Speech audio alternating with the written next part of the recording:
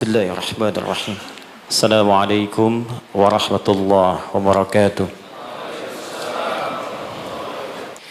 Hadirin sekalian, saudara-saudariku, kita awali dengan bersyukur pada Allah Subhanahu wa taala. Di antara sekian hamba Allah yang masih hidup di muka bumi sampai saat ini, kita yang masih diperkenankan beriman kepada Allah Subhanahu wa taala. Dan bersyukur di antara sekian hamba yang masih beriman, kita yang masih mendapat kesempatan untuk beribadah, menunaikan salat zuhur berjamaah. Kita bermohon pada Allah, semoga salat kita diterima oleh Allah Subhanahu wa taala. Kita tidak tahu di antara sekian salat yang telah kita tunaikan, salat mana yang bernilai di sisi Allah Subhanahu wa taala. Sampai Nabi pun pernah mengajarkan satu doa yang singkat tapi begitu padat, tersebut dalam hadis riwayat Ibnu Majah nomor hadis 925.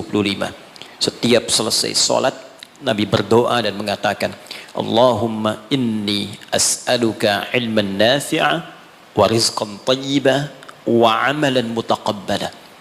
Ya Allah, hamba mohon, kata Nabi, anugerahkan pada hamba ilmu yang bermanfaat, rizki yang baik, dan penerimaan dalam setiap amalan hamba. Mohon terima solat hamba. Ternyata doa minta diterima amal ini itu sunnah setiap nabi. Bahkan Nabi Ibrahim dan Nabi Ismail alaihi assalam ketika selesai meninggikan pondasi Ka'bah sehingga menjadi bangunan utuh kembali, pernah terangkan juga di sini. Masih ingat bahwa Ka'bah itu redaksi Al-Qur'annya bukan manusia yang bangun, tapi dibangunkan untuk manusia. Jadi ketika Nabi Adam alaihissalam turun ke bumi, ya, Al-Baqarah ayat 38, qulna bitu minha jami'a. Ya, sekarang Adam, Hawa, dimulai tugasmu untuk dinas di bumi. Turun. Jadi Nabi Adam tugasnya bukan di langit, di bumi. Karena itu saat mula diciptakan sudah diinfokan nanti tugasnya di bumi. Ya, Al-Baqarah ayat 30. Wa idz qala rabbuka lil malaikati inni ja'ilun fil ardi khalifah. Ya, ketika Rabbu Muhammad sallallahu alaihi wasallam berfirman menginfokan pada seluruh malaikat dan sebagian jin yang ada pada saat itu bahwa aku akan menugaskan makhluk bukan malaikat, ya, bukan malaikat, bukan pula jin, untuk menjadi pemakmur bumi yang menghidupkan suasana kehidupan di bumi. Maka diciptakanlah Adam alaihissalam, Quran surah 15 ayat ke-28 dengan redaksi yang sama di awalnya. Wa idz qala rabbuka lil malaikati inni khaliqum basyara. Ketika Rabbmu berfirman pada malaikat, pemakmur bumi ini, yaitu bukan malaikat, bukan pula jin, tapi basyara. Disebutkan 35 kali dalam Al-Quran. Diberi nama dengan Adam. Al-Baqarah 31. Wa 'allama Adamal asma'a kullaha. Maka selesai kemudian diciptakan, diberi nama Adam, diberikan pelatihan. Di tempat sementara diberi nama dengan jannah. Ya, surga khusus, ya, bukan yang kita tempati nanti. Tapi ini training sementara di situ. Jadi diberikan pelatihan oleh Allah. Jadi ini hikmah, Pak. Kalau ingin tugas ditempatkan di tempat tertentu, itu sebelum menugaskan siapapun, maka sunnahnya ikutkan training dulu. Pelatihan dulu. Berikan gambaran-gambaran di tempat ia akan bekerja, sehingga nanti ketika sampai di tempat kerja terbiasa dengan itu. Itu sudah sunnah kehidupan. Maka Adam alaihissalam sebelum diturunkan ke bumi untuk bertugas, maka ditempatkan di tempat sementara untuk dilatih oleh Allah. Diperkenalkan. Ini yang kau kerjakan, kalau kerjakan ini nikmat kerjanya. Ini yang harus kau tinggalkan. Jadi surga yang diberikan kepada Adam untuk tinggal sementara bukan surga yang akan kita tempati nanti setelah kita pulang dari sini. Karena surganya Adam masih ada perintah, masih ada larangan. Surga kita nggak ada perintah, nggak ada larangan lagi. Jadi di surga yang kita tempati nanti nggak ada sholat lagi, Pak. Jadi kalau Anda bercita-cita masih pengen sholat di surga Firdaus, Anda terlampau soleh. Ya sudah, nggak ada perintah, nggak ada larangan. Ya. Maka di surganya Adam, Al-Baqarah 35. Wa qulna ya Adam uskun anta wa zawjukal jannah.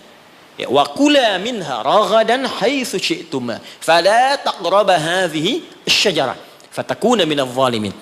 Maka dikenalkan Adam tinggal ini tempatmu untuk sementara. Karena itu menggunakan alif lam, al-jannah. Surganya kita umum. Ya.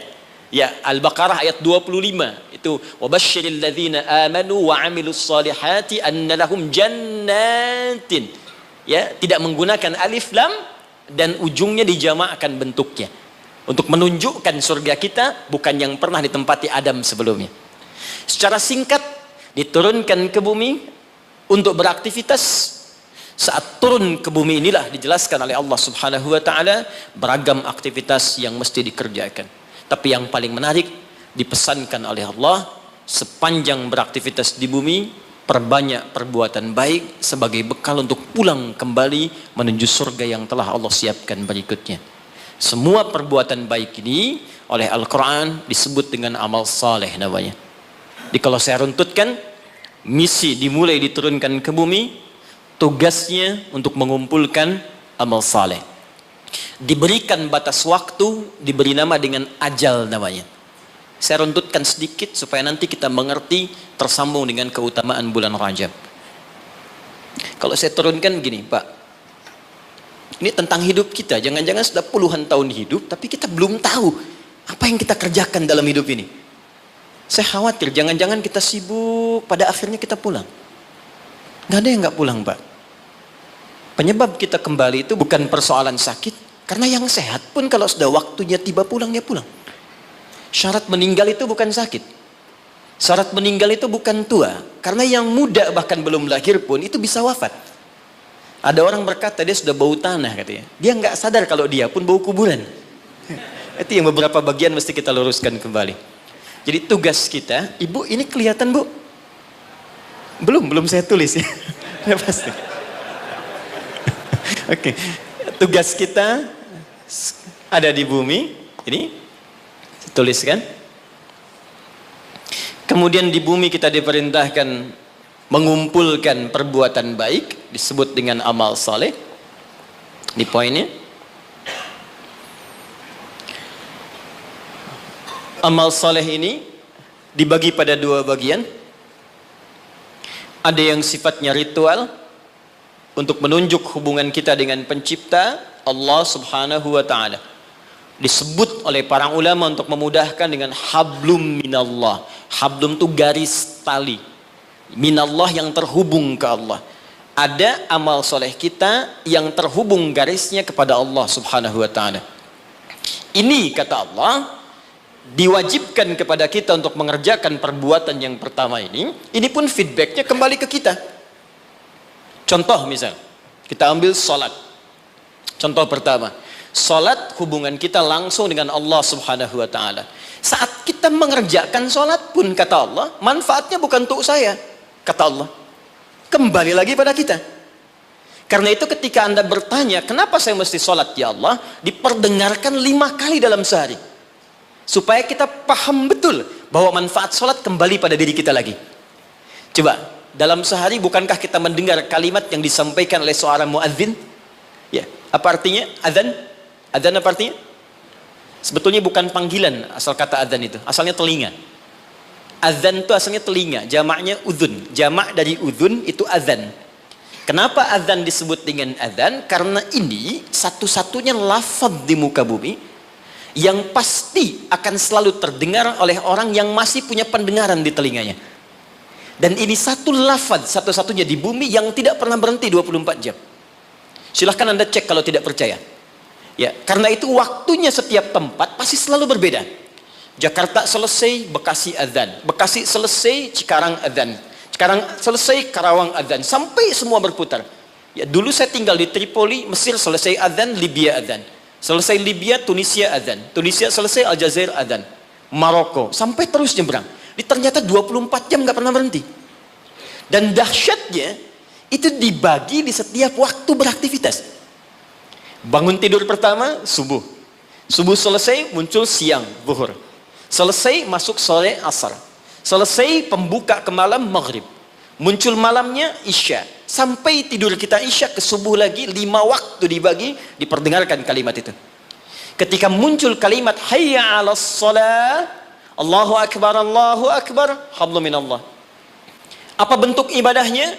Hayya 'alas shalah, tunaikan salat. Anda bertanya kenapa mesti salat? Kata Allah lewat suara muadzin, hayya 'alal falah. Supaya engkau sukses, supaya engkau bahagia. Jadi falah itu bukan sekedar bahagia. Saya pernah terangkan di sini, kalau Anda buka kamus bahasa Arab Inggris, maka falah itu diterjemahkan dengan success and happiness. Jadi di salat itu Pak, Bu, saya tekankan setiap saya kesini, saya selalu ulang-ulang kalimat ini. Di dalam salat itu, baik gerakannya, juga bacaannya, itu terkandung ajaran-ajaran, hikmah-hikmah, dan rahasia-rahasia bimbingan menuju kesuksesan dan kebahagiaan dalam hidup. Di gerakannya bukan gerakan asal-asalan. Makanya Nabi ketat mengatakan, kata Nabi, "Shallu kama ra'aitumuni usalli." Salatlah kalian persis seperti melihat saya salat. Ada seorang bernama Khalid bin Rafi Az-Zuraiqi. Kisah ini ada di hadis Muslim, nomor hadis 319. Ya, riwayat sahabat Abu Hurairah radhiyallahu taala anhu. Ini ada seorang bernama Khalid bin Rafi Az-Zuraiqi di zaman Nabi. Datang ke masjid, salat di samping Nabi. Wan nabiyyu fi nahiyatin ukhra minal masjid. Jadi Nabi sedang duduk di sisi lain, dia salat kurang lebih di sinilah. Begitu selesai salat, sallama yaminan wa samala, dia salam ke kanan dan ke kiri, thumma atan nabiyya sallallahu alaihi wasallam. Lalu dia mendatangi Nabi sallallahu alaihi wasallam, fa sallama ilaihi. Dia mengatakan, "Assalamu alayk ya Rasulullah."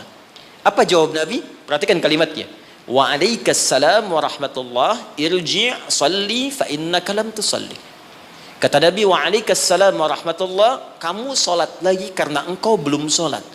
Padahal orang ini sudah salat dari takbir sampai selesai salam. Lalu dia mengulang salatnya sampai 3 kali. Jadi sekali selesai datang Nabi minta salat lagi. 2 kali selesai datang kata Nabi ulangi lagi. Sampai yang ketiga dia katakan, "Ya Rasulullah ma uhsinu ghairah." Ya Rasulullah, saya nggak bisa lebih bagus dari apa yang saya kerjakan tadi. Sampai sini kemampuan saya. Alimni, tolong ajarkan saya bagaimana salat yang benar. Jadi kalau sekedar salat saja dibuka dengan takbir, ditutup dengan salam dan dianggap benar, mustahil Nabi akan seketat seperti menyampaikan tadi. Kata para ulama, kalau ada ibadah diminta ketat menunaikannya, pasti ada hikmah besar yang ada di belakang atau di balik ibadah yang dikerjakan itu. Lalu diajarkan oleh Nabi bahkan dari mulai wudu, teman-teman. Kata Nabi, "Asbighul wudu." Kata para ulama, ini menunjukkan orang ini bukan cuma dari berdirinya yang keliru, dari wudunya pun ada yang salah. Jadi kalau orang dari wudunya sudah keliru, cepat-cepat, asal basuh, asal usap, ini pasti akan berdampak pada keliru sholatnya. Tapi pertanyaannya, ada apa di balik sholat itu? Yang dahsyat, bahkan dari berdiri ini saja, kalau dipelajari dengan benar, itu ada bekal manajemen kehidupan yang sangat dahsyat. Dipraktekkan Abdurrahman bin Auf, hanya hikmah berdiri begini, 3 bulan jadi orang paling kaya nomor 3 di Madinah. Dan setahun jadi orang paling kaya nomor 1 di Madinah, yang kapaknya saja bahkan terbuat dari emas. Jadi bukan main-main. Rukuknya ada hikmahnya, sujud ada maknanya, terlebih bacaannya. Karena itu ketika Allah menyebutkan perintah solat dalam Al-Quran, ada sindiran yang halus tapi tajam. Kata Allah, akan ada orang solat nanti bahkan tidak mengerti apa yang ia ucapkan dan ia lakukan dalam solatnya. Jadi bagaimana kita bisa khusyuk dalam sholat kalau yang kita baca pun tak kita pahami? Nah, apa manfaat di balik itu? Ada kesuksesan di situ. Ada kebahagiaan, falah. Nanti kalau saya turunkan lebih panjang lagi. Tapi singkatnya, ketika kita diminta ibadah pun kepada Allah, hasilnya dikembalikan kepada kita. Jadi kalau orang dengar suara adzan, tahu bahwa sholat itu kunci kebahagiaan, mustahil ada orang yang malas untuk menunaikan sholat. Bukankah pemilik kebahagiaan Allah? Bukankah yang punya rezeki Allah? Bukankah yang punya kedudukan Allah? Qulillahumma malikal mulki tu'til mulka man wa tanzi'ul mulka mimman. Katakan Muhammad pada hamba-hambaku, katakan Muhammad pada semua umatmu, aku yang punya kedudukan. Aku titipkan pada siapa yang aku kehendaki. Anda menginginkan kedudukan, Anda pengen jabatan, Anda pengen harta, Anda jauh dari Allah, ya bagaimana bisa meraihnya? Karena itu ketika Anda datang kepada Allah, Anda meminta petunjuk, ya Allah bagaimana cara aku mendapatkannya? Diberikanlah jalan lewat sholat itu. Makanya dalam sholat ada bacaan membimbing bagaimana dapat rizki yang benar. Warzuqni. Bagaimana supaya Anda kerja nikmat tidak diganggu banyak orang. Wajburni. Bagaimana supaya derajat kita diangkat, warfa'ni. Bagaimana supaya dijaga kesehatan, wa'afini. Bagaimana supaya mendapatkan kasih sayang dari teman-teman yang sekarang sedang kita bekerja. Karena boleh jadi Anda kerja, bagi Anda nikmat, bagi orang belum tentu. Karena itu nanti di fikih Quran, di manajemen bisnis dalam fikih Al-Quran, ada pernyataan begini. Ketika Anda sedang mengerjakan sesuatu yang besar, maka boleh jadi di sekeliling Anda pun mengincar hal yang sama yang sedang Anda kerjakan. Dan persaingan itu akan begitu ketat. Turunlah kemudian turunan-turunan yang ada di sekitaran itu. Siapa yang bisa menghentikan sifat iri hati di sekitaran teman-teman yang menginginkan proyek yang sama? Siapa yang bisa menghentikan hal-hal yang buruk yang mungkin menimpa ketika Anda mendapatkan tender yang sedang Anda kerjakan? Jika Anda tidak datang kepada yang punya kuasa lebih dari yang lainnya, maka bagaimana itu bisa dihentikan dalam pekerjaan Anda? Ini fungsinya sholat. Satu. Yang kedua, ada yang disebut hubungan dengan manusia. Hablu minan nas. Dengan lingkungan. Aspeknya luas. Di sini ada manusia, ada tumbuhan, ada hewan, dan sebagainya. Dipersingkat oleh ulama, disebut dengan hablum minan nas. Jadi tugas kita selama hidup cuma dua ini saja, teman-teman. Jaga hubungan baik dengan Allah, jaga hubungan baik dengan manusia. Kita bagus sholatnya, puasanya bagus, baca Qurannya bagus, tapi buruk dengan manusia, maka kata Nabi berpotensi pula masuk neraka. Abu Hurairah di riwayat Muslim mengatakan dari Nabi SAW. Perhatikan kalimatnya, ya, fokus baik-baik. Ya'ti yaumal qiyamati bisalatin. Ada orang yang datang di hari kiamat, kata Nabi, dengan pahala solat yang banyak. Jadi solatnya rajin. Rajin sekali. Solat sunnah dikerjakan, tahajud dikerjakan, wasyamin, puasanya rajin. Cuman sayang, wa ya'ti qad syatama hadza. Dia seringkali mencaci orang lain. Senang mencela orang. Wa kadzafa hadza, gemar menuduh orang. Wa daraba hadza, senang berselisih. Wa safaka dama hadza. Dan ada di antara puncaknya dia menumpahkan darah dengan menyebut nama Allah. Ini kalau Nabi sebutkan pasti kejadian. Pasti kejadian. Kata Nabi akan tiba nanti di masa-masa yang akan datang. Wallahu a'lam, mungkin sekarang. Ada orang rajin sholat tapi senang berselisih. Rajin puasa tapi senang mencela. Bahkan ada di antara mereka menumpahkan darah menyebutkan nama Allah di dalamnya. Tembak orang, Allahu Akbar. Bom sana, bom sini, Allahu Akbar. Makanya saya sering katakan, kalau ada orang, Anda ikut kajian, dan ternyata isinya membawa Anda pada hal-hal yang ekstrim, maka segera tinggalkan. Karena boleh jadi, itu yang dimaksudkan Nabi 15 abad yang lalu. Ya. Apa yang terjadi? Kalau ada orang sholat, kemudian dimencela orang lain, kata Nabi, tu'khadhu hadha min hasanati wa hadha min hasanati. Maka diambil pahala sholatnya, diberikan pada yang dicela itu. Ditransfer langsung. Kayaknya nggak usah marah kalau sedang dicela, transfer pahala. Ya, Anda sedang bekerja, tiba-tiba mau sholat dicela orang, soleh, padahal nama Anda Asep misalnya. Nggak usah marah. Itu ketika pindah pahala. Dan nggak usah bikin status juga, misalnya, oh, alhamdulillah dapat pahala, sama aja bohong. Ya. Nah, itu pindah, Pak. Nah, korelasinya apa? Ternyata bagian dari kesuksesan manusia itu bukan hanya di dunia, terlebih di akhirat, juga membangun hubungan baik dengan sesama. Dan itu nggak dibatasi, teman-teman. Nggak ada batas akidah di situ. Hubungan baik dengan sesama, ternyata kalimatnya menggunakan kata nas. Imannya dibuang. Di Quran ada ya ayyuhalladzina amanu, ada ya ayyuhan nas. Ingat. Ya ayyuhalladzina amanu spesifik untuk orang beriman saja. Ya ayyuhan nas universal sifatnya sepanjang dia mencakup kategori manusia. Yang paling dahsyat, hubungan baik dalam konteks kemanusiaan oleh Al-Quran tidak diikat dengan kata iman, tapi sifatnya universal. Bahkan saya berikan contoh yang paling dahsyat. Anak beriman, ibu belum. Jadi ada kasus anaknya masuk Islam, bapak ibunya belum. Dalam konteks ini pun diperintahkan langsung oleh Allah untuk tidak memutus hubungan baik dengan ibunya. Quran surah 31 ayat ke-15. Wa in jahadaka ala an tusyrika bima laysa laka bihi ilmun fala tuti'huma. Kata Allah, kalau nanti kamu menjalani kehidupan sedang ibadah, ibumu, ayahmu memaksa engkau untuk balik kepada kepercayaan semula, silahkan tolak dengan cara yang lembut. Wasahibhuma fid dunya ma'rufa. Tapi jangan sampai perbedaan keyakinan menjadikan hubungan kebaikanmu dengan orang tua terputus. Kata Quran, kalau kamu mau marah pada ibumu, ingat dulu dia melahirkan engkau. Dia mengandung kau. Dia memberikan ASI padamu sampai disebutkan di ayat 14 ini. Jadi Anda bayangkan, ternyata hubungan baik sesama kemanusiaan itu pertama tidak diikat dengan nilai-nilai akidah tadi, sifatnya dibuka luas tapi berdampak pada penilaian baik kita di hadapan Allah Subhanahu wa taala. Boleh jadi, kenapa saya katakan ini? Boleh jadi lingkungan tempat kita bekerja sekarang, di Pertamina misalnya, kan nggak semuanya muslim. Mungkin ada yang non muslim, mungkin ada yang Kristen, mungkin ada yang Hindu.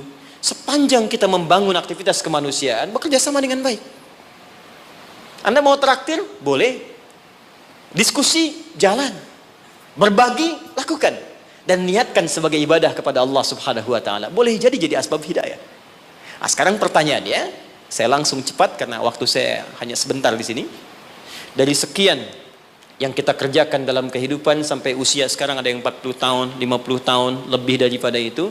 Pertanyaan saya, berapa amal soleh yang kita kumpulkan dari 2 tugas yang Allah berikan pada kita sampai dengan saat ini? Jangan-jangan Anda sholatnya bagus sekarang tapi dengan istri masih punya masalah di rumah. Ibu dengan orang tua masih punya masalah. Dengan tetangga ada yang belum baik. Ada kata-kata keburukan yang belum diedit. Ada kalimat-kalimat kotor yang belum ditarik kembali. Dan Anda yakin Anda akan wafat. Dan kita berlomba dengan batas waktu yang disebut dengan ajal namanya. Quran surah 7 ayat 31. Walikulli ummatin ajal. Setiap umat yang pernah tinggal di bumi diberikan batas waktu sampai dia kembali kepada Allah, disebut dengan ajal. Bukan maut, tapi ajal. Ajal, ingat, batas usia kita disebut dengan ajal. Fa idza jaa ajaluhum, kalau tiba ajalnya, la yastakhiruna sa'atan wa la yastaqdimun. Tidak akan bisa dimajukan, tak pula bisa dimundurkan. Jadi nggak usah tergerak untuk bunuh diri, kurang kerjaan. Kalau sudah tiba waktunya ya pulang juga. Ada orang minum baygon misalnya 3 baskom, kalau belum tiba ajal nggak akan meninggal. Penyebab kematian itu bukan TBC, penyebab kematian bukan DBD. Penyebab kematian itu cuma satu. Kalau ajalnya tiba, datanglah penyakit yang tak ada obatnya kata Nabi. Dialah maut namanya. Quran surah 3 ayat 185. Kullu nafsin dha'iqatul maut. Yang bawa maut namanya malakul maut. Quran surah ke-32 ayat 11. Qul yatawaffakum malakul maut alladhi wukkila bikum. Nah, sekarang kita masuk pada inti bahasannya. Ini baru mukaddimah ya, maaf. Ini baru pengantar. Ya, salah moderator dikasih cuma 1.15. Kita lihat sekarang. Fokus ini. Sekarang sampai dengan detik ini, berapa amal soleh yang telah kita kumpulkan?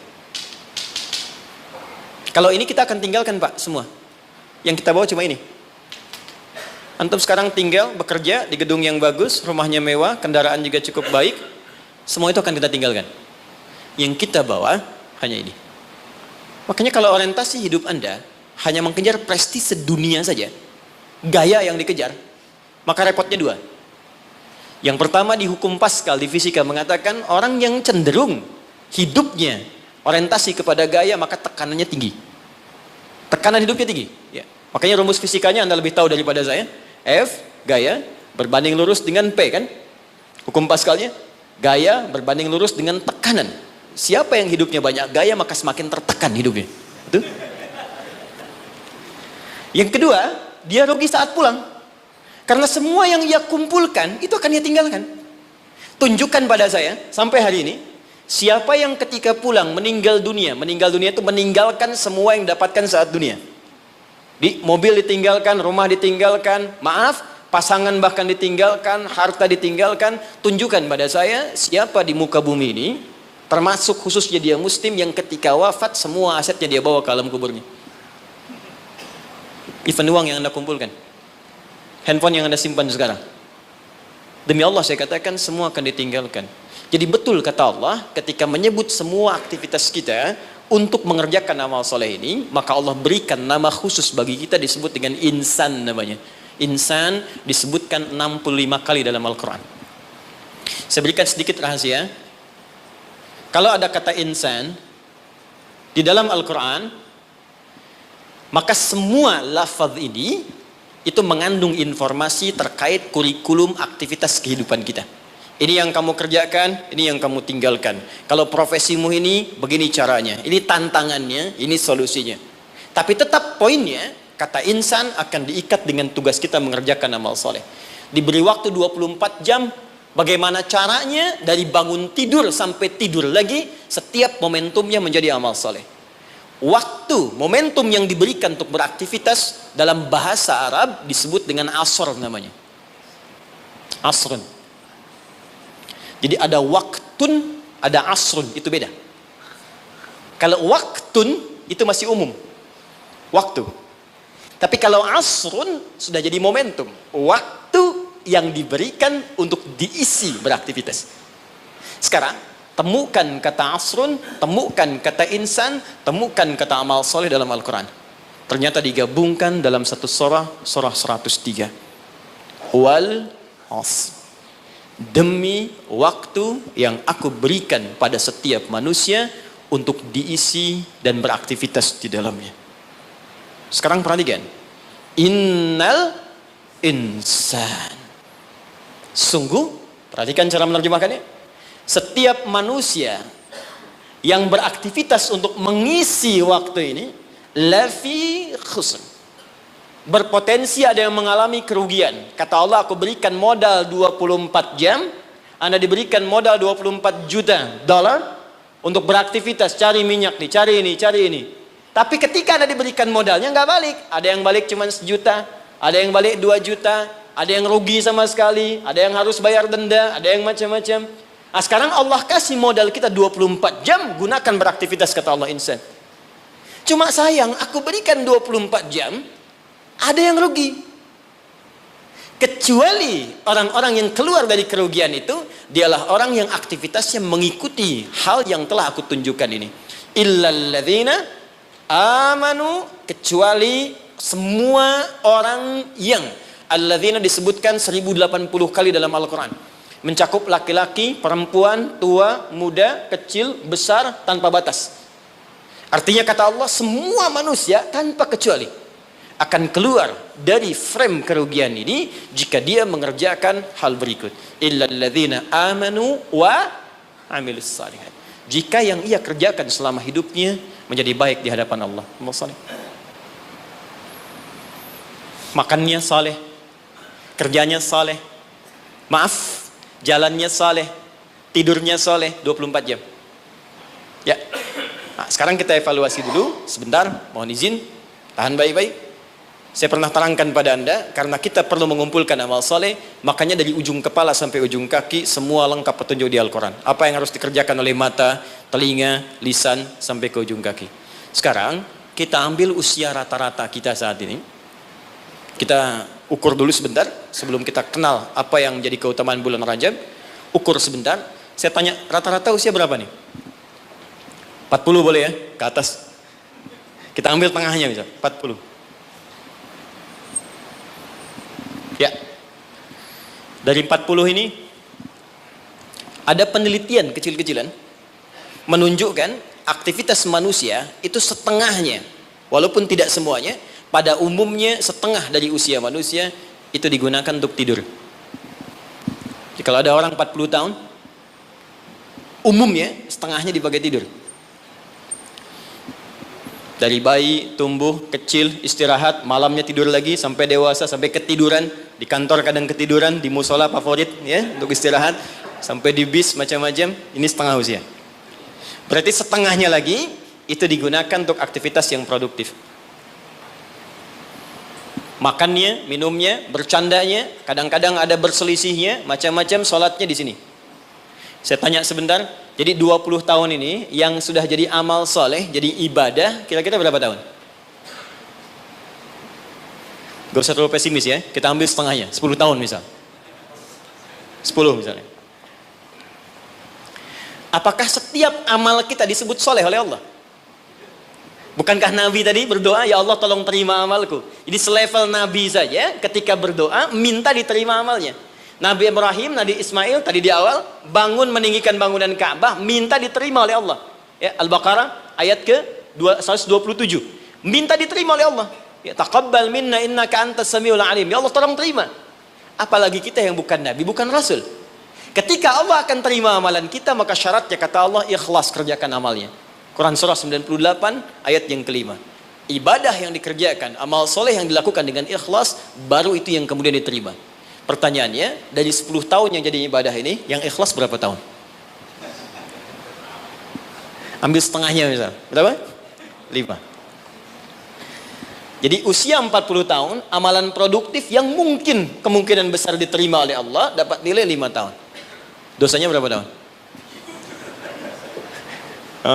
Prasangka buruk di pikiran, mata yang salah lihat, telinga yang salah dengar, kaki salah melangkah. Hari ini aja berapa dosa mata yang dikumpulkan?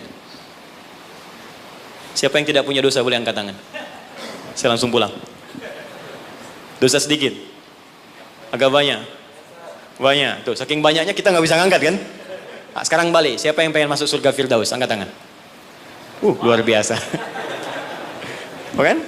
Terjadi keanehan kan? Dosa, Allahu Akbar, amalan dikit, cita-cita banyak dia. Hukum ekonomi dipakai, modal sedikit-dikitnya keuntungan paling banyak dia. Nah, sekarang kita inginkan tingkat surga yang paling tinggi, surga Firdaus bersama Rasulullah. Tapi tahu kemampuannya cuma sedikit. Betul, ini lebih daripada Arab di zaman Nabi. Ada orang Arab di hadis Muslim, nomor hadis yang ke-14, jilid yang pertama. Jadi ada orang Arab Badu datang pada Nabi begini. Dia ngerti tentang keadaan dirinya. Ya Rasulullah, alimni amalan basitan yudkhilul jannah. Ya Rasulullah, ajarkan padaku amalan ringan-ringan aja, yang penting bisa masuk surga. Yang penting ke surga katanya. Ya. Ini cerdas nih ya, modal dikit keuntungan pengen banyak kan. Dia pokoknya surga aja, dia tahu surga yang kelas biasa pun pasti luar biasa. Ya, nggak apa-apa nggak masuk Firdaus, surga Aden nggak apa-apa. Yang penting masuk surga. Ajarkan padaku dikit-dikit aja. Maka apa kata Nabi? Cukupkan kerjakan yang wajib saja. Iktafi bil faraid. Jadi fardu aja, nggak perlu sholat sunnah. Ramadan, tunggu puasa Ramadan aja, nggak perlu puasa sunnah. Tapi kamu jangan maksiat. Kalau pengen nambah, kerjakan kata Nabi, antatawwa, kecuali yang sunnah kamu pengen tambah. Kerjakan yang fardu, jangan maksiat, boleh nggak kerjakan sunnah pun masuk surga kamu. Fantalaqo, pergi orang itu lantas mengatakan pada Nabi, ya Rasulullah, aku komitmen kerjakan yang wajib, aku nggak akan kerjakan yang sunnah, dan aku jaga diri untuk tidak berbuat maksiat. Pergi orang itu, fantalaqo, hadis sahih. Ketika dia pergi, komentar Nabi, aflaha in sadaqa au dakhalal jannah. Kalau benar dengan komitmennya, masuk surga dia. Cuman yang perlu kita catat, dia tinggalnya di padang pasir. Di padang pasir mau maksiat apa? Kelihatan unta itu pun jarang-jarang. Kadal gurun yang dilihat cuma pasir. Unta nggak pakai baju ya memang begitu. Ya, kadal seksi ya memang nggak pakai pakaian. Dan nggak dosa. Sekarang kita tinggal di kota, tinggal di Jakarta, videoton kelihatan tiap hari. Maksiat nampak depan mata, kedengaran di telinga, langkah pun kita nggak teratur. Terus pengen berlaku hal yang sama. Terus kita bandingkan lagi, dia mengukur diri, keadaan saya begini, yang penting dapat surga. Anda tahu dosa banyak, pengennya Firdaus. Lantas bagaimana kita meraihnya? Tapi rahmat Allah mengalahkan kadar logika manusia. Yang kadang-kadang ingin semua dijangkau rasional dalam hidupnya. Perhatikan rahmat Allah diturunkan. Diturunkanlah waktu-waktu yang istimewa, tempat-tempat yang istimewa, ada waktu, ada tempat, ada momentum yang istimewa, yang diturunkan oleh Allah untuk mewujudkan harapan yang kita inginkan itu. Dengan turunnya waktu itu bisa menutup diantara keutamaannya dosa-dosa yang pernah dikumpulkan dalam masa kita hidup sampai di momentum yang kita rasakan. Jadi kalau kita kumpulkan dosanya cukup banyak, kita kerjakan amalan di waktu yang spesial itu, maka seketika dosa bisa digugurkan oleh Allah Subhanahu wa taala. Ada sifatnya waktu, ada tempat, ada peristiwa atau momentum. Di antara waktu yang mulia itu, yang saat Anda kerjakan amalannya bisa menggugurkan dosa, bahkan bisa merubah perilaku kita jadi lebih baik, adalah bulan Rajab. Saya ulangi, adalah bulan Rajab. Saking pentingnya bulan Rajab ini, Allah sampai menurunkan satu ayat untuk menyandingkan keutamaannya dengan bulan-bulan haram yang lain, serta Nabi sampai meminta kita untuk meningkatkan ibadah, dan bukan sekedar meminta, tapi Nabi sendiri meningkatkan ibadah di bulan ini sebagai pembuka kebaikan di bulan-bulan yang lainnya. Apa di antara keutamaannya? Ini yang coba saya urutkan dalam sisa waktu 10 menit ke depan. Dan apa yang bisa kita raih ketika kita mengerjakan itu. Oke. Satu, Rajab adalah pembuka semua bulan kebaikan. Saya tanya sebentar. Di antara sekian bulan, 1 tahun 12 bulan itu, ada bulan yang paling baik, namanya bulan apa? Ramadan. Di situ ada puasa. Setelah itu ada apa? Yang kita dapat Idul Fitri di situ? Syawal, bahkan ada puasa. Apa lagi? Dzulhijjah, ya, ada Idul Adha di situ, Dzulhijjah. Kalau kita lihat hadisnya, bulan ke-11 pun Dzulqa'dah, bulan bagus, disebut bulan haram, Dzulqa'dah. Sebelum Ramadan, itu bulan yang sangat digemari oleh Nabi. Sampai Nabi banyak puasa di bulan itu. Yaitu Sya'ban. 1, 2, 3, 4, 5. Ada dari 12 bulan, ada 5 bulan yang sangat istimewa, sifatnya berurutan. Sya'ban 8, 9 Ramadan, 10 Syawal, Dzulqa'dah yang ke-11, Dzulhijjah yang ke-12. Pembukanya, pintunya, Rajab. Enggak mungkin bisa ke Sya'ban kecuali masuk Rajab dulu. Enggak mungkin dapat Ramadan kecuali Rajab dulu. Karena itulah Nabi bahkan pernah mengatakan dalam beberapa kesempatan, diteruskan sampai kepada kita, hati-hati, amalan-amalan ini. Bahkan ada ulama yang mengatakan, kalaupun kita enggak dapat Ramadan, minimal Rajabnya dapat. Karena itu pintunya. Dan kita enggak tahu, tadi saya mau ke sini Pak, di jalan itu, saya dengar informasi, ada orang yang sudah pesan tiket dan paket lengkap untuk umrah di bulan Ramadan. Ya, jadi jauh-jauh hari pesan karena tahu akan padat situasinya. Lalu tahu apa yang terjadi? Ternyata harap-harap ingin ke Ramadan, masuk bulan Rajab, wafat semua orang itu. Semuanya. Ini sangat menarik ini. Baru tadi saya di jalan, ya dapat informasi, ada seorang syekh dari Timur Tengah dia ceramah, ada sekelompok orang berharap-harap dapat kemudian berangkat di Ramadan, tiba-tiba wafat dia di bulan Rajab. Sampai ulama ini mengatakan, kalau tak dapat Ramadannya, karena kita nggak tahu kapan pulang, minimal Rajabnya. Maka apa yang kita lakukan di bulan Rajab ini, seperti Nabi pernah contohkan kepada kita. Maka mulai dengan kalimat yang pertama, turun Quran surah 9 ayat ke-36. Saking pentingnya bulan ini, ada ulama mengatakan karena bulannya penting dan istimewa, maka setiap muslim mesti mengetahui keistimewaannya. Saya khawatir begitu bulan ini berhenti, kita kehilangan keistimewaannya. Maka keutamaan yang pertama ada di Quran surah ke-9 ayat ke-36. Saya agak cepat. Inna iddatash syuhuri 'inda Allahi 12 syahran fi kitabillah. Kata Allah, jumlah bilangan bulan setahun ada 12. Yauma khalaqas samawati wal ard. Sejak diciptakan langit dan bumi aku telah tetapkan setahun 12 bulan. Minha arba'atun hurum. Dari 12 itu ada 4 yang spesial. Disebut bulan hurum. Ingat teman-teman, ada haram, ada muharram, ada al-muharram, ada muhrim, ada mahram, ada hurum. Itu beda. Haram, hukum. Larangan mengerjakan sesuatu. Apa hukumnya mabuk? Haram. Ingat, apa hukumnya mencuri? Haram. Hukumnya korupsi? Haram. Karena itu orang beriman gak mungkin korupsi. Awas, hati-hati. Awas, pegawai Pertamina yang beriman gak mungkin mencuri, gak mungkin nyogok, gak mungkin korupsi. Hati-hati, haram. Perbuatannya disebut muharram. Mabuk itu muharram, hukumnya haram. Jelas? Kalau kita ingin meninggalkan yang dilarang itu, yang haram-haram, tambahkan hamzah di depannya, harakatnya menggunakan ahrama. Sifatnya disebut ihram. Karena itu kalau Anda sudah mengenakan kain ihram, ada ajaran hikmah di situ, falsafahnya. Kalau sudah pakai kain ihram, maka tinggalkan semua larangan-larangan. Nggak boleh potong kuku, nggak boleh merusak tanaman, nggak boleh tepuk nyamuk seharga kambing. Anda tepuk, bayar damnya seharga kambing. Ihram. Itu latihan, maksudnya pulang umroh, pulang haji, sudah terbiasa meninggalkan yang haram. Jangan pulang umroh, korupsinya lebih gede misalnya. Ya. Jangan kurang umroh, dosanya lebih banyak. Ya, seperti masuk pom bensin, masuk Pertamina, dimulai dari 0 ya. Nah, 0, kosong lagi. Hilangkan, 1, 2, 3, kosong. Pelakunya disebut muhrim. Kalau dia punya kakak, punya adik yang tidak diperkenankan menikah di antara keduanya, maka disebut mahram namanya. Kalau Anda kumpulkan semua itu, latihan meninggalkan yang haram, terbiasa mengerjakan yang halal, menjauhi yang dilarang, maka disatukan menjadi jamak, bentuknya disebut hurum namanya. Ada 4 bulan disebut bulan hurum, 3 berurutan kata Nabi, 1 terpisah. Yang 3 itu Dzulqa'dah 11, Dzulhijjah 12, Al-Muharram bulan pertama, yang keempat namanya Rajab. Dan kita sekarang ada di bulan ini. Kita sekarang ada di bulan spesial ini. Amalan pertama apa yang harus kita kerjakan di bulan ini? Teruskan ayatnya, Dzalikad dinul qayyim fala tadhlimu fihinna anfusakum.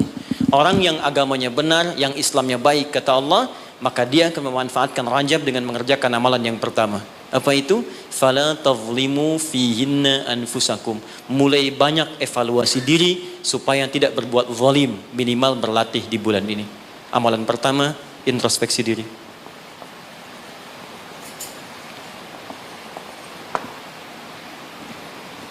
Maaf Pak Ibu, saya tidak bermaksud mengajari, hanya menerangkan apa yang dimaksud oleh Al-Quran. Zalim, fala tazlimu, jangan zalim. Zalim itu menempatkan sesuatu bukan pada tempatnya. Ada gelas, ada gayung. Gelas untuk nampung air minum, gayung nampung air mandi. Anda minum pakai gayung, mandi pakai gelas. Zalim namanya. Nah sekarang, anfus jamak dari nafas tubuh kita. Ya ini anfus itu jamak dari nafas nih kita. Dari ujung kepala sampai ujung kaki. Setiap tubuh ini sudah diterangkan oleh Allah fungsinya. Misal, mata fungsinya melihat yang baik. Quran surah ke-24 ayat 30. 31 untuk perempuan. Lisan untuk bicara yang baik-baik. Quran surah 49 ayat 11 sampai 12. Sampai kaki, sampai ke ujung kaki. Melangkah pada yang baik. Quran surah misal ke-25 ayat 69. Ya, baik. Semuanya sudah diatur. Dari ujung kepala sampai ujung kaki. Kalau Anda gunakan setiap anggota tubuh di luar hal yang Allah telah tetapkan, berarti zalim sifatnya. Contoh, mata tadi melihat yang baik-baik. Sekarang mata dipakai melihat yang tidak baik. Berarti mata berbuat zalim dalam kehidupan. Saya tanya sampai dengan siang hari ini, berapa kali mata digunakan untuk melihat yang tak baik? Mungkin dari mata ini ada dorongan untuk berbuat yang tak baik. Itu sebabnya yang menjadikan keluar dari masjid kadang-kadang ada sepatu hilang, sendal hilang. Apa yang pertama melihat? Mata terdorong kemudian kepada nafsu. Baik, sampai ke ujung kaki, berapa kali berbuat yang keliru. Itu mungkin yang menghambat kesuksesan yang dikerjakan saat ini. Karena lisan dengan teman jadi nggak akrab. Karena pendengaran yang keliru muncul fitnah. Karena melangkah pada yang tidak benar muncul hal yang menjadikan perselisihan. Berapa banyak yang kita harus evaluasi. Maka yang pertama, ini masih ada waktu? Masih, sampai jam berapa ini? Oh, ini Pak Nanang kalau rakyatnya sudah begini nggak ada pilihan nih. Baik, tahan baik-baik. Ini terakhir bagiannya. Maka kalau kita sadar ada yang berbuat yang tidak baik, maka saya berikan gambaran singkat bagaimana cara memperbaikinya. Sekarang lihat sini. Teman-teman masih ingat nggak pemilik rezeki siapa? Allah. Yang punya kedudukan siapa? Allah. Yang punya kebijakan siapa? Allah. Sekarang kita bekerja kan supaya Allah kasih pada kita kan? Nah, sekarang kata Allah, kerjakan ini, jangan lakukan ini. Lalu Anda mengerjakan yang dilarang oleh Allah. Dan berharap mendapatkan apa yang akan diberikan oleh Allah, maka mustahil. Sekarang nggak usah bicara tentang Allah lah. Anda ingin dapat sesuatu, tapi dengan orangnya punya hubungan buruk, kan mustahil bisa dapat yang diinginkan. Anda mau datang ke si B, tapi Anda tidak punya hubungan baik dengan si B. Apa yang tidak diinginkan si B, Anda kerjakan, mustahil Anda dapatkan. Sekarang, karena itu Nabi ilustrasikan begini. Kalau ada orang yang dalam hidupnya sering menyalahi perintah Allah dalam kehidupan, bukan hanya hablum minallah, tapi juga hablum minannas. Karena hukum kehidupan dunia nanti diikat oleh hukum dunia. Akhirat diikat dengan kaidah akhirat. Jadi kalau Anda ingin kaya, ya Allah, kaya itu dunia. Maka hukum dunia diturunkan. Kerja itu hukum dunia. Jujur hukum dunia. Maaf, punya attitude yang baik hukum dunia. Membangun hubungan baik dengan sesama pun hukum dunia. Maka dari itu, maaf, sekalipun Anda punya hubungan yang tidak baik, bukan dengan muslim, dengan non-muslim misalnya punya perilaku buruk yang tidak diperkenankan oleh syariat. Anda bohong pada non-muslim, Anda misalnya zalim pada non-muslim, berlaku juga, jangan harap karir Anda sukses. Sama persis. Ya, sekarang perhatikan baik-baik. Kalau ada orang berbuat maksiat kepada Allah, melanggar dua ketentuan tadi, maka kata Nabi, naqtas sauda, diberikanlah kemudian di atas katup hatinya noda-noda hitam. Semakin banyak dikumpulkan, semakin menutup seperti ini. Kalau sudah menutup begini, banyak maksiatnya, banyak salahnya, banyak kurangnya, bukan hanya pada Allah, tapi juga hubungan dengan manusia, maka anna yustajabu lidzalik. Bukan Allah nggak mau kabulkan doanya, tapi mental setiap diminta. Perhatikan. Masuk minta, diturunkan, balik. Diturunkan, balik. Diturunkan, balik. Setiap dimintakan. Nabi pernah mengisahkan seorang, thumma dzakara rajula yutilus safara asy'atha aghbara. Ada orang datang berkelana, pengen berdoa kepada Allah menempuh perjalanan panjang. Doa yang dikerjakan saat perjalanan panjang cepat dikabulkan 2 kali lipat dari yang biasa. Kemudian menyebut nama Allah, al-asmaul husna. Doa yang dibuka dengan al-asmaul husna cepat dikabulkan. Yang ketiga, dia mengangkat tangan. Doa yang dilakukan dengan mengangkat tangan cepat dikabulkan dibandingkan dengan yang diam. 3 amalan dia kerjakan, 6 kali seharusnya lebih cepat dikabulkan. Tapi apa komentar Nabi pada saat itu? Anna yustajabu lidzalik. Bagaimana doanya bisa dikabulkan? Jadi begitu dia minta dengan keadaan itu, mental lagi. Apa penyebabnya? Maaf, mat'amu haram, karena dia cari kerja dengan cara yang haram. Mashrabu haram, minumannya haram. Malbasu haram, pakaiannya haram. Wa ghudhiya biharamin, dan perilakunya haram. Ya, tidak cukup kita bisa mendapatkan kelancaran dalam usaha dengan sekedar sholat. Sholat memberikan keberkahan, kemudahan, kelancaran. Kalau hubungan dengan manusianya buruk, juga sama akan menghambat. Dengan ibu anda kurang baik, dengan ayah anda kurang baik, dengan istri, dengan suami kurang baik, itu mungkin bisa menghambat kepada karir pekerjaan anda. Apalagi kalaupun ini baik, dengan suami baik, istri baik, tetangga baik, tapi kalau dengan Allah tidak baik, maka ada sesuatu yang tidak mudah kita dapatkan dalam kehidupan. Terakhir, bagaimana cara berintrospeksi di bulan ini? Maka diturunkanlah oleh Nabi cara-cara berintrospeksi dengan 3 pendekatan utama. Ada 3 lafadznya, ini saya ajarkan yang paling ringan saja. Kalau terkait dengan dosa-dosa keseharian, maka lakukan zikir Nabi Adam. Quran surah ke-7 ayat 23. Saya yakin kita hafal. Rabbana zalamna anfusana wa illam taghfir lana wa tarhamna lanakunanna minal khasirin. Bacakan itu minimal setelah selesai kita salat. Astaghfirullah, astaghfirullah, astaghfirullah. Allahumma antas salam, minkas salam, tabarakta ya dzal jalali wal ikram. Perbanyak zikir tadi. Rabbana zalamna anfusana wa illam taghfir lana wa tarhamna lanakunanna minal khasirin. Tapi mohon sekali, ketika Anda bacakan zikir ini, jangan sekedar diucapkan di lisan. Bayangkan Anda punya persoalan apa dalam kehidupan. Jadi ketika Anda bacakan, mata Anda zalim, rasakan kezaliman itu. Ketika dengan orang tua tak bagus, bayangkan perbuatan buruk yang sedang Anda kerjakan. Begitu Anda bacakan, air mata Anda menetes, seketika ampunan Allah akan diturunkan kepada kita. Dan gugur perbuatan buruk yang pernah kita lakukan. 2, ini cepat, ada dosa yang terkait dengan aktivitas pekerjaan yang sedang kita lakukan. Kenal Nabi Yunus? Bagus. Nabi Yunus itu kan berdakwah, bekerja, beraktivitas. Cuma sayang dalam pekerjaan itu tantangannya begitu tinggi. Nanti ada lain kali kalau ngaji kesini lagi, jangan ngambil yang jauh-jauh ya, yang Anda butuhkan aja.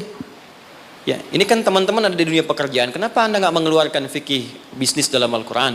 Manajemen misalnya bisnis dalam Al-Quran, tentang pekerjaan, itu aja yang dibahas.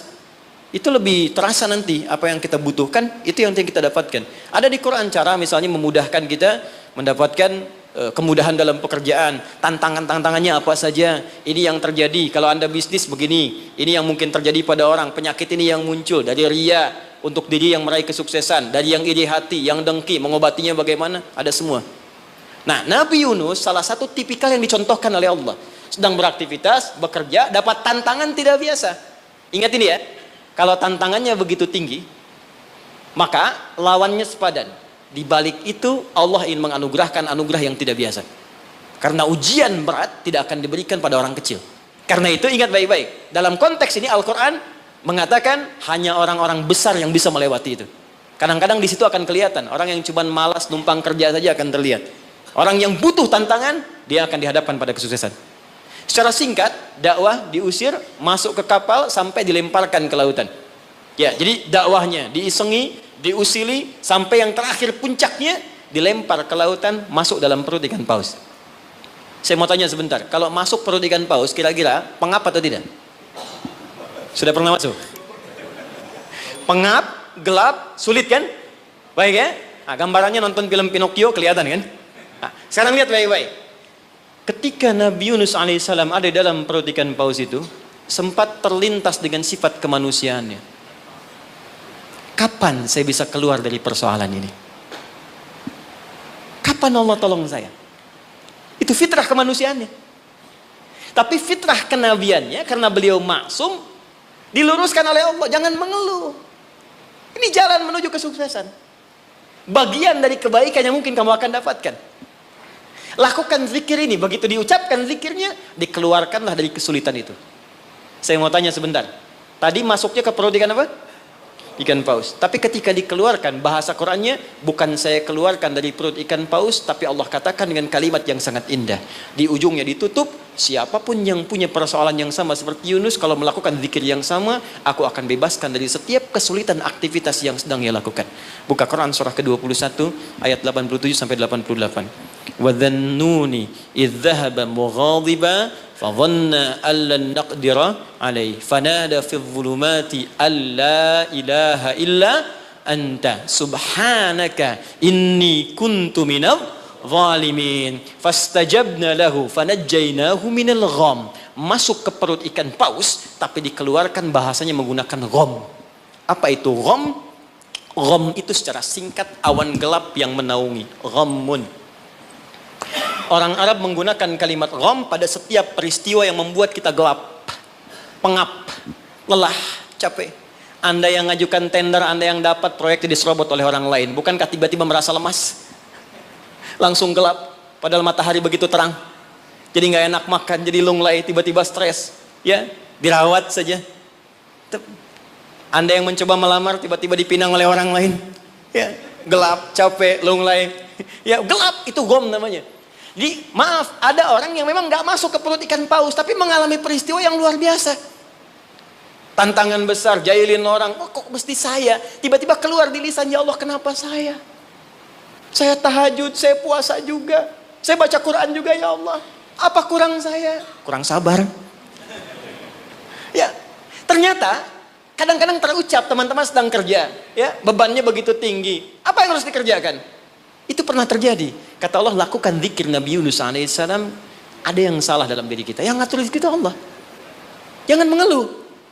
Ya, 2 kali lipat motivasi munculkan lagi, petakan lagi, tambah lagi pengetahuannya, kerja lebih maksimal lagi, maka pembukanya dibuka dengan kalimat zikir. Ini yang membebaskan kita dari kesulitan. Jadi kalau Anda sedang praktek, kerja dimanapun, offshore kah itu atau di darat kah, atau ada kesulitan di kantor, bacakan zikir ini. Ini bagian dari hal yang ketika kita bacakan bisa menghilangkan kesulitan yang kita sedang rasakan. Rabbana, masih ingat? Wa nada fi dhulumati alla ilaha illa anta subhanaka inni kuntu minadh zalimin. La ilaha illa anta subhanaka inni kuntu minadh zalimin. Rutinkan zikir itu, terutama kalau mendapatkan kesulitan dalam pekerjaan-pekerjaan atau beraktivitas. Maka Allah mengajarkan zikir lewat Nabi Ayyub alaihissalam. Kalau kita bisa kerjakan ini, maka Allah akan berikan kekuatan lebih dibanding yang lain-lainnya. Zikirnya ditemukan di Quran surah ke-21 ayat 83 sampai dengan 84. Wa ayyuba idznada rabbahu anni massaniyadurru wa anta arhamur rahimin. Saya ajarkan zikir ini tidak main-main. Kalau ada yang divonis penyakit, entah Anda, kerabat Anda, keluarga Anda, sepupu dan sebagainya, dan dokter mengatakan mustahil sembuh, maka bacakan zikir ini. Allah sudah berjanji di ayat 84-nya, siapa yang mengamalkan zikir ini, saya akan sembuhkan penyakitnya, walaupun ia menderita penyakit seperti Ayyub alaihissalam yang tidak pernah dialami orang sebelumnya atau dirasakan orang setelahnya. Karena kadang-kadang ada keluhan ketika sakit. Ya Allah, kenapa saya begini? Ya Allah, kapan sembuhnya? Bacakan zikirnya, anni massaniyadurru wa anta arhamur rahimin. Saya tutup. Rajab, keutamaan yang pertama akan mempercepat anugerah Allah untuk mengampuni dosa-dosa yang pernah berjalan selama hidup kita. Maka isi bulan ini dengan istighfar. Istighfar yang baik, koreksi diri kita. Sehingga saat masuk bulan Ramadan, kita sudah dalam keadaan yang optimal untuk bisa mendapatkan semua kenikmatannya. Maka mohon izin, maaf, pulang dari sini, coba cek dulu Pak ya. Ibu di rumah dengan anak-anak mungkin ada masalah, selesaikan. dengan pasangan hidup, di kantor. Jangan sampai itu yang memberatkan Anda ketika pulang kepada Allah Subhanahu wa taala. Ini bagian pesan yang pertama.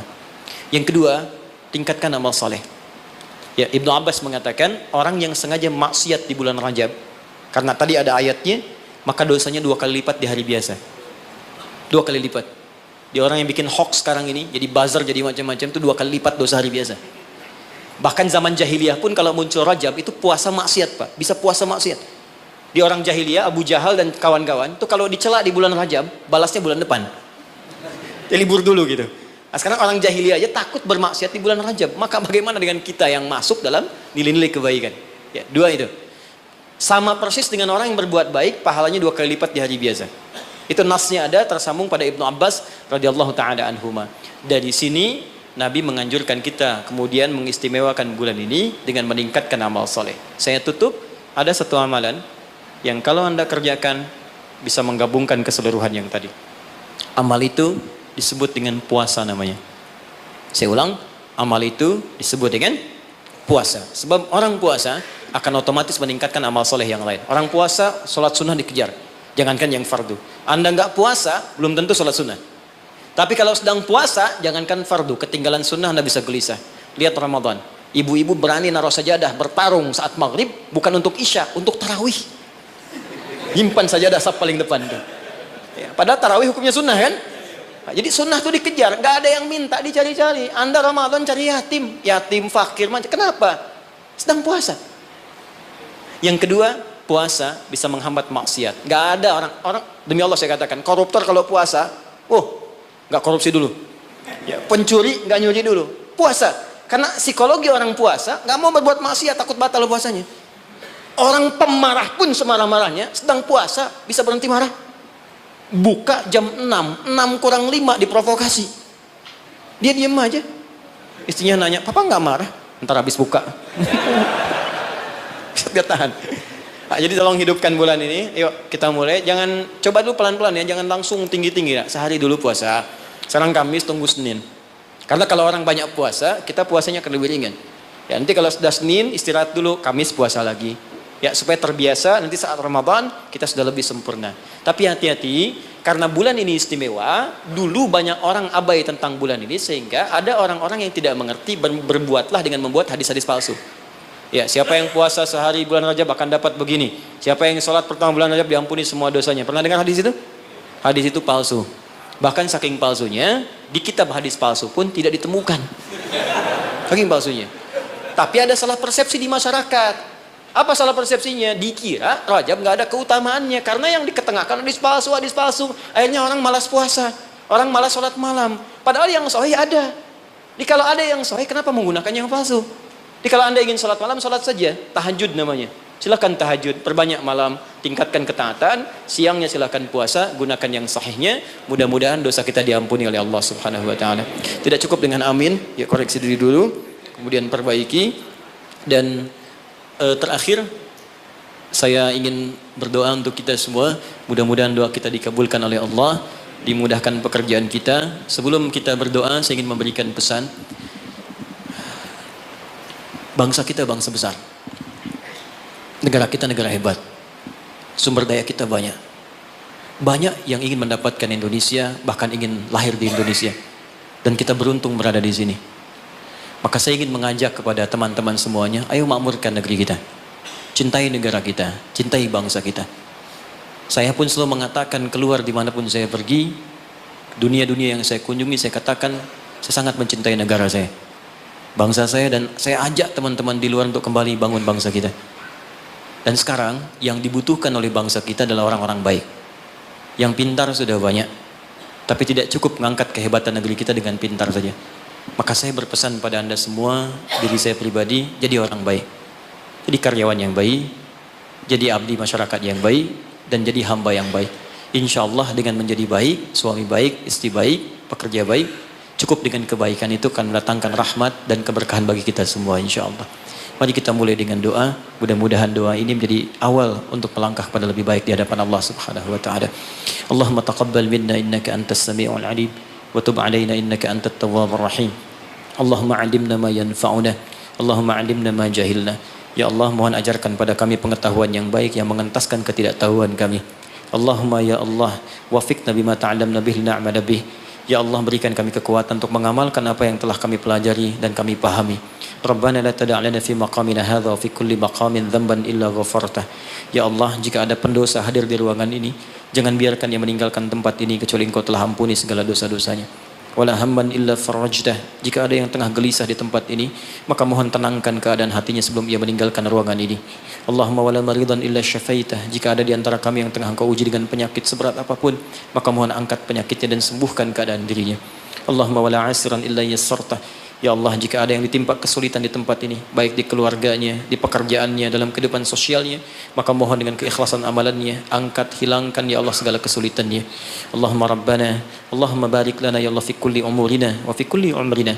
Ya Allah, anugerahkan keberkahan ya Allah kepada usia kami, kepada umur kami dan seluruh aktivitas kami. Wa taqabbal minna jami' a'malina salihah, dan mohon ya Allah terima seluruh amal kebaikan kami. Berkahi kami di bulan Rajab ini ya Allah, bimbing kami untuk berbuat baik ya Allah, dan sampaikan kami pada bulan-bulan kebaikan di Sya'ban, di Ramadan, di Syawal, dan bernilai baik di dalamnya. Rabbana atina fid dunya hasanah wa fil akhirati hasanatan wa qina adzaban nar. Bifadlika subhana rabbika rabbil izzati amma yasifun wa salamun alal mursalin wa akhiru da'wana alhamdulillahi rabbil alamin.